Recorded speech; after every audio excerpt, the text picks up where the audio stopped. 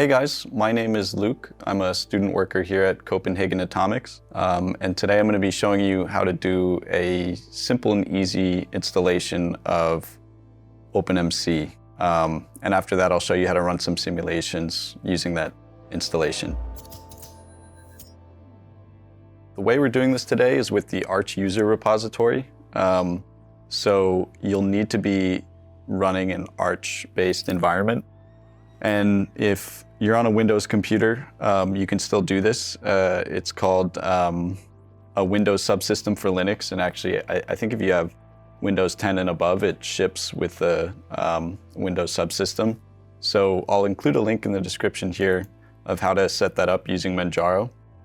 And if you're using some other Linux distro, you can still run an Arch environment. I would recommend doing this using Docker. And I've written a really simple Docker file to set that up, and I can include that link in the description as well. Another alternative that I sometimes use is this environment called Junist, which is right here. I can throw this link in the description as well. And this is just a lightweight Arch-based distro that you can run on top of any Linux distribution. So anyways, as long as you're running in an Arch environment, you can open a terminal. Make sure you have Yay installed, which is one of the Arch package managers. And then once that's ready to go, you can do Yay-S to install it. You can throw two Ys right there just so it synchronizes with the package databases. OpenMC-git. And that will take a while to run, but don't walk away because you might get asked for your password here and there. And there's also a step where you have to type in the nuclear data, which nuclear data you want to use. You can choose all of them if you want. When you do a simulation, you can only use one of them. And I would just say that for most beginner or first-time users, this isn't really going to matter, and you should just stick with the defaults. You can even just hit enter twice and it'll choose a default for you. One of the reasons that I really like OpenMC is that there's a active development and support community around it. There's actually a dedicated discussion forum where you can ask any level of question really, whether it's some complicated benchmarking question or whether you just have some issue with the Python syntax or the installation. There's a lot of people on the forum and they're very responsive and ready to help. And also as a student, the OpenMC interface, it has a whole Python layer that you set up your simulations on, and it's super simple and it's object oriented and it's what you're used to if you've worked with Python before. So compared to some of the other older softwares, it's way more accessible to a wider range of people. All right, so it's finished installing. Looks like everything went okay. And right out of the box, in the Arch user repository, I've included a test script to test the installation. And you'll be able to find that in your home directory, which you can access with the little tilde. It'll be in .cache, and then yay, and OpenMC-git. I'll just do an ls command so you can see the contents of that folder. You'll see I've put in the requisite test file. So you can, there's a step file with some fuel pins, and there's a Python script to use the CAD to OpenMC package to convert that step file to an OpenMC readable file. And I've put all this in the test install script, as you can see in the output of this one here.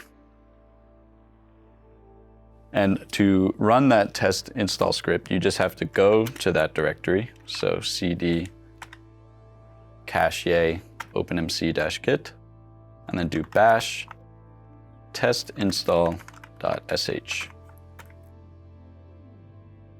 And so here it's meshing the fuel pins, converting it to the H5M file. And as you can see, now we're doing a simple K-effective simulation on those fuel pins. And I'm just going to quickly show you bit more complicated of an example, if you go to our OpenMSR organization and go to the ZPRE, there's a more complicated CAD model here that I've put together and a simulation guide. All you have to do is clone this repository.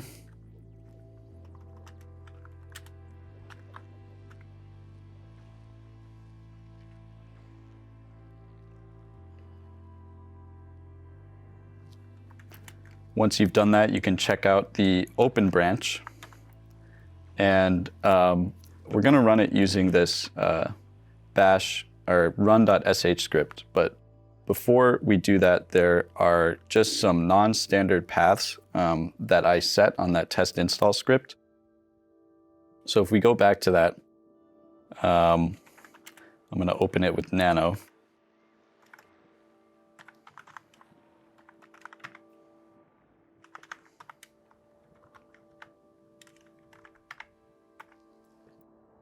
You can see here that I'm setting the paths for the OpenMC executable, the OpenMC Python layer, and similarly for Moab and PyMoab, and as well as the path to the nuclear cross-sections. So what you can do is, before you do this on the ZPRE, you can just run all these commands manually. Or if you want those changes to persist, all you have to do is add them to your bashrc file. For now, I'll just run the commands because it's faster. Okay, so those are the paths you need for OpenMC to run correctly. And again, if you want those changes to persist outside of that specific session, you just need to add those export commands to your bashrc file. So now go into the ZPRE repository. Make sure you are in the open branch. And then I'm going to do bash run.sh. And first we can just look at a geometry plot.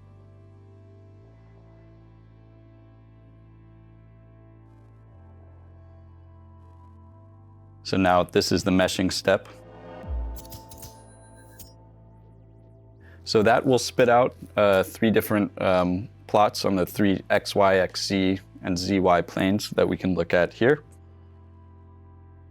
And you can see it looks pretty good compared to this picture of the CAD model. And then I'll quickly show you this reactor was actually built specifically for the purposes of checking out the flux distribution. So I'm just going to run this test script again, bash run.sh, and that will spit out some neutron flux plots.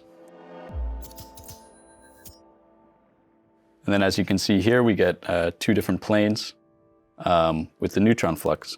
And actually, right now we have a bit of asymmetry in the flux distribution here. And we're looking into that. We're not completely sure why that's the case. It could be an issue with the mesh, or it could be an issue with the CAD model, but that's an open question right now.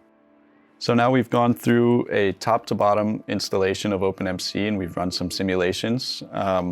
If you want to take it a step further, you can try building your own geometry or using different data. We would really encourage you to do so.